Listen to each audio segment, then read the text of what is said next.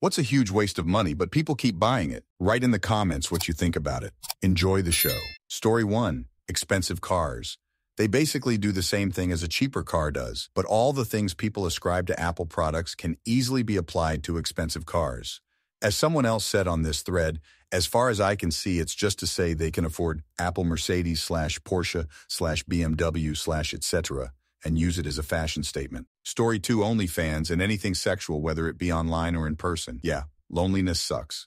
Boredom sucks. Not being wanted sucks. But all that shit is covering up a wound without healing it. It hurts when you clean out a wound and address it properly. People don't want to hurt, so they're not willing to get better. I guess it's like any form of addiction, really. Story 3. Insurance they don't need or can't use. Vendor warranties on purchased products. The product itself already has a warranty. You can't double dip a claim. Travel insurance. Travel insurance won't cover things you could reasonably foresee happening. It's as stupid as it sounds. Not to mention that if an airline or cruise or whatever screws up, they will make it good to you either out of general principle or not wanting to become the online scorn of every affected passenger. On cruise ships, this can be thousands of people. Rental car insurance when you already have comprehensive coverage for your own vehicle. Your insurance is for you, in any car you are driving. Can't double dip here either. Story 4. Windows. Not only do you pay $200 for it, it slows your work down to the point where you lose another $200 a month just by your OS being slow AF. Then updates that break everything instantly and other problems. And on top of that, you also need better hardware that is running on higher load. So more cost in hardware and electricity. Workflows on Windows are also really bad. You need your mouse all the time, and the shortcuts are fucked. So medical bills will also increase because of wrist pain. Story 5. Everything you buy to burn it without getting something useful out of it, like fireworks or cigarettes. Private sales on fireworks should be forbidden. Lots of Darwin Award candidates prove on an almost daily basis why all around the globe.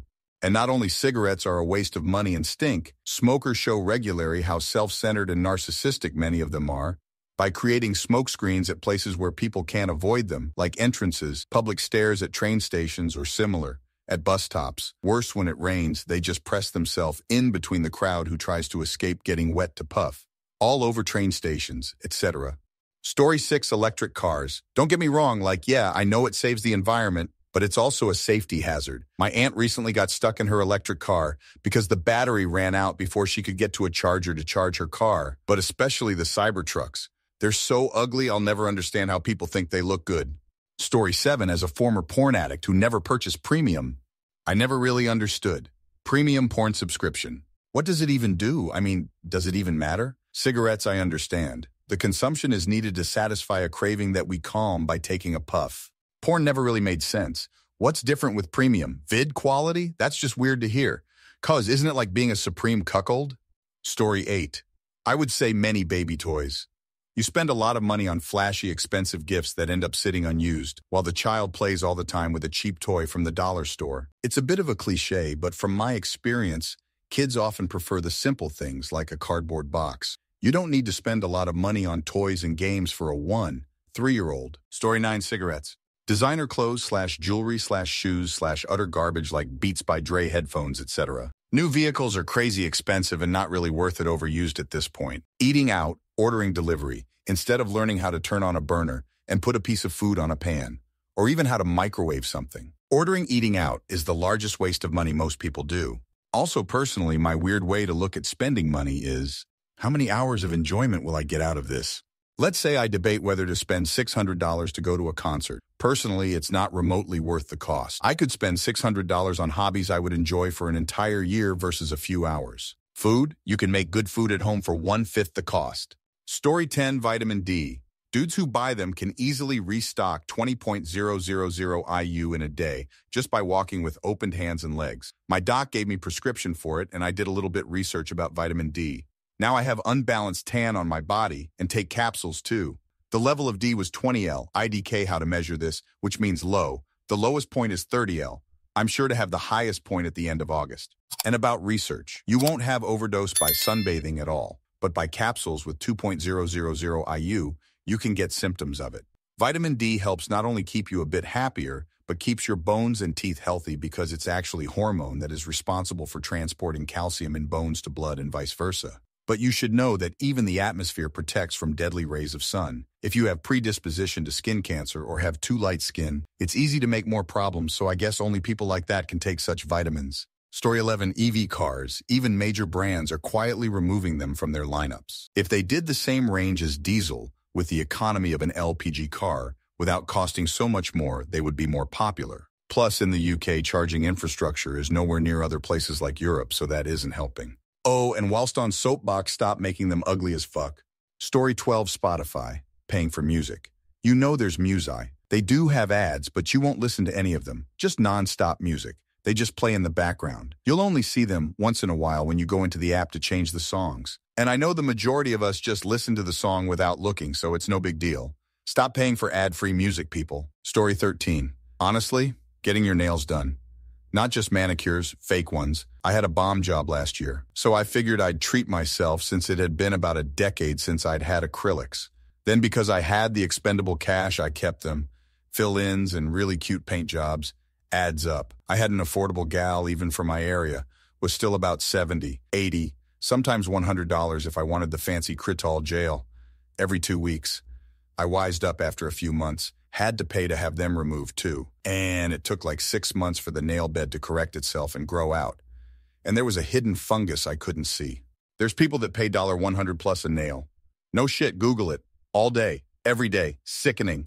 For $2 worth of gumball machine toys glued to your shit. I'm back to natural. Never doing that again.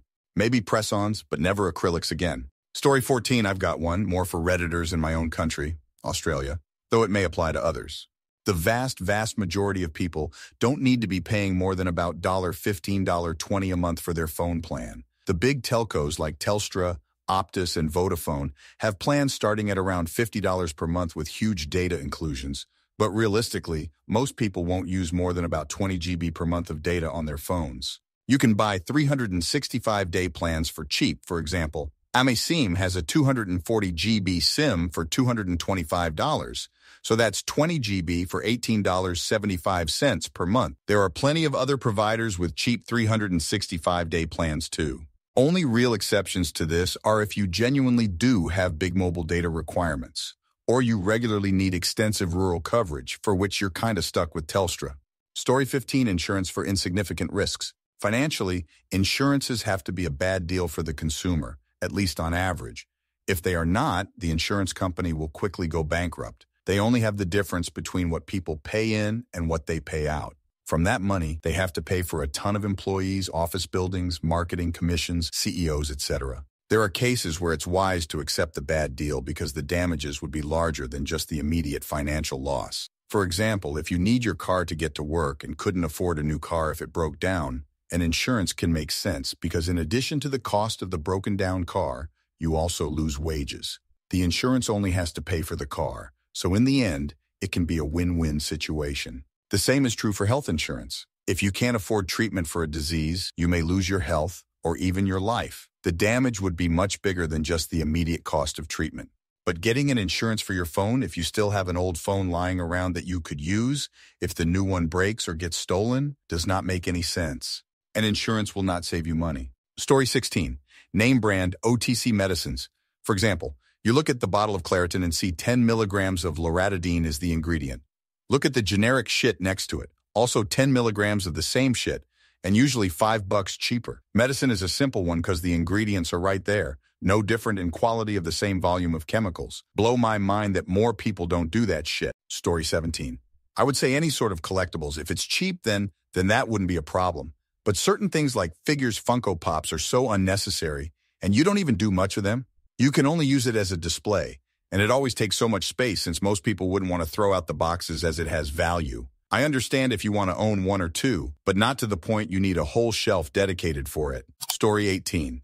Many consider luxury items like designer clothing, high-end electronics, or expensive cars to be huge wastes of money. Despite their high cost, people continue buying them for status, brand loyalty, or perceived quality. Similarly, items like bottled water and lottery tickets are often seen as unnecessary expenses, but remain popular purchases. Story 19, bottle service. I'm in my mid-30s and never been much of a club person at all, but I got a HS friend who posts every weekend of him getting bottle service. For those that don't know, It's when you buy a bottle of liquor at a club and they bring it out with like juice, ice, glassware, and sometimes a fun element like a sparkler show, and maybe a sign that days what you're celebrating, and maybe a couple staff members sing a quick little song. The show lasts all of 10 seconds and the bottle lasts until you pass out or finish it. BC, you can't take it with you. Thing is, that bottle costs like $300 when normally it would be like $40 at a bottle shop. Story 20, an interesting question. One thing I've noticed is that a lot of people spend money on various quick fixes for productivity or communication, only to find that the real benefit comes from tools that streamline and organize their processes effectively. For instance, many people invest in pricey apps or gadgets that promise to make communication easier but end up underutilized. A more practical approach might be finding tools that truly enhance your efficiency without breaking the bank. For example, I've been using Laziwa, which helps me organize and personalize my messages effortlessly. It's a cost-effective solution that delivers real value. If you're curious, you can check it out here, Laziwa. Sometimes the best investments are those that genuinely simplify your life and help you stay organized. Story 21, Tesla. As a car nerd and detailer, I can tell you that beyond a reasonable doubt, Teslas are some of the most poorly built, overpriced piles of crap on the market. The sheer fact that they can be on the road is enough to make me terrified, not to mention the series of software, electrical, and other problems they have. Save yourself the headache and go get an Audi for about 10-20K cheaper, but 10 to 20x better quality-wise. Story 22, I want to say alcohol, but nah, probably all of that weird garbage that people give as gifts that everyone knows will never get used. You know, that is seen on TV shit you see at the big box stores. And basically, most of the crap on Amazon, honestly, just so much garbage. Also, shine and fast fashion in general. Skincare, guilty. This money could be spent on drugs and alcohol, and you all are just dumping it into landfills. For shame. Story 23. I've been going on a healing journey ever since I broke it up with my narcissistic boyfriend, and in order to make my life a little more easier, I have finally picked up the bad habit of smoking weed. My life is a mess, but I do plan on cleaning it up and being able to stay on my own 2 feet. I know this is not going to make sense, but I've been using marijuana to meditate and channel wisdom, help me think about my next steps, and also it helps me feel happy for a moment. I'm at peace, but I am also very much happy in the moment. I do plan on stopping, because I started after breakup, but as for right now, I am using it as a tool or a coping mechanism. I understand that it's killing my lungs. I had bad lungs to begin with, and I know there are edibles, but nothing beats the raw feeling of smoking and getting high right away. However, I also don't want to rely on it in the future. I will stop once I get my shit sorted, which hopefully is soon. Story 24. This may be a hot take, but Apple laptops. I'm not going to say all Apple computers because the Mac Mini, for example, is amazing value for its size and capability. And no AIO beats the iMac in my opinion, but the laptop specifically. The cost to performance level is okay if you go for the base model Air, but the moment you want to do any storage or RAM upgrades or go with the Pro model, you're paying well over double what those upgrades/performance improvements would cost on a non-Apple laptop. So you can easily end up in territory where if you spent an equivalent amount of money on a Windows machine, you would get a significantly more performant device for the same cost. Part of the problem with that is the base spec of the MacBook Air isn't sustainable anymore. The data shows that while Apple's RAM system is better than standard SODIMM RAM, it's not so much better that it makes 8 gigabytes of RAM a good idea in the year 2024. Especially for a user that plans to do any kind of multitasking. 256 GB of storage is also heinously small for a device that you're paying over $1,000 for. You also end up with a device that still has vastly reduced software compatibility in comparison to a Windows machine. And Apple laptops are missing features that are considered standard on most Windows laptops in the same price point, such as touchscreens and eGPU support over Thunderbolt. I know the whole point is to utilize features within the ecosystem and everything, but I can't help but feel like an Apple laptop is a huge waste of money that no amount of ecosystem polish can make up for. This is coming from me as a person who is not an Apple user, but will sing the praises of the good products from now to infinity. The Mac Mini, for example, is great. I actually just checked because MacBooks are a whole model year newer since the last time I worked in tech, and the MacBook Pro has gotten even worse since I last worked in tech. You are telling me that this laptop that starts at $1,600 USD has only 8 GB of RAM and 512 GB of storage. Disgusting, honestly. Story 25. I'm not sure how many people are buying it, But if you ever go get your oil change and they try to sell you some bullshit about pulling the refrigerant and recharging it because it needs to be done every 3 years, do not do it. This is a complete lie. It's a sealed system. And as long as you do not have a leak, there is absolutely no reason to recover and recharge. And even if you are running low on refrigerant, it means you have a leak and it needs to be fixed. Refrigerant does not get used up like coolant or oil. Drives me bonkers they have tried selling me it when I was literally in my HVAC work van, LOL. Story 26 microtransactions is by far the stupidest. But really, physical collectibles can be stupid, depending on how you do it. Like collecting anime and video game figures, there's a thin line between buy something to support a show you really love and just buying a ton of things you think look good. You can easily go from buying just 2 or 3 to hundreds because you just have to have that one character. But now you need the whole collection. But now you got to have that new one. Dozens of new ones get released every single day. That's over 3,000 every year. If you're constantly checking newly announced, released, pre-orders, and used ones up for sale from the last 30, 40 years, you will easily find hundreds of figures you like, and at least a few dozen you'd actually be willing to buy. They're works of art. People buy them for the same reason people buy paintings. They like them and the way they look. A ton of guys and girls are into it, and a ton go overboard. I know firsthand because it was getting out of hand for me, but eventually something just switched in my head, and I'm just like, I don't want like 95% of this. So I went ahead and canceled like 15 different pre-orders I had that would have had me spending like $200 to $400 each month on figures I don't even want anymore. I currently have 5 more things pre-ordered and plan on canceling 3 of them. I don't want to cancel them right away because canceling too much can have your account deleted. But yeah, I currently have almost everything boxed up. A ton of stuff I never even open. I plan on selling almost all of it. I'll be surprised if I have more than 20 left. It took me way too long to realize there's zero value in actually having a full collection. Like, there's 0 point. I have an almost full collection of figures from a series that I like. But if I'm being honest, I really only like maybe 5 of those figures. And I think I'd only be willing to keep 1 or 2, but thinking about not having them anymore doesn't upset me. So I might sell those too.